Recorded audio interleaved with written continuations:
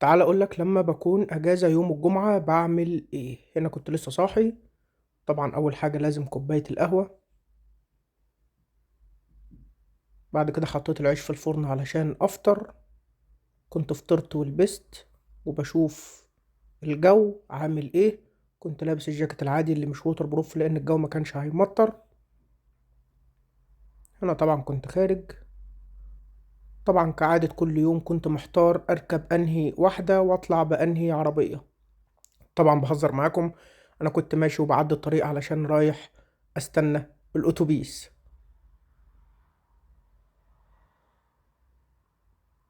هنا كان الاتوبيس جه. طبعا كنت نزلت من الاتوبيس وماشي في طريق المسجد. كنت رايح اصلي. طبعا هنا كنت وصلت قدام المسجد. طبعا بيبقى في ناس كتير جدا جايين من كل القرى اللي حوالينا لان ده مركز اسلامي في المدينة.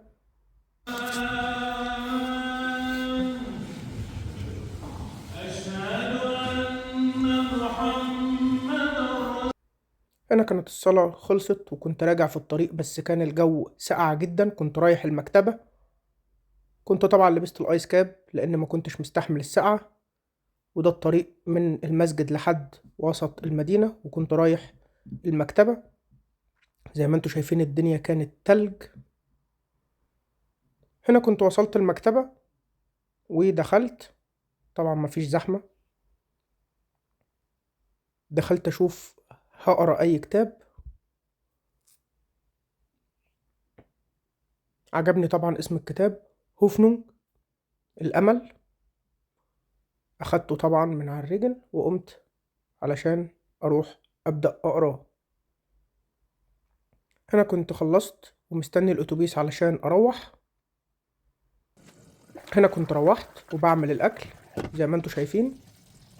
شوية مكرونة عظمة وبطاطس بالفراخ. الأكل كان خلص وكنت هقعد آكل. وبكده اليوم كان يعتبر خلص. كنت هقعد أسمع أي حاجة وأشوفكم في فلوجات جاية كتير. بالتوفيق.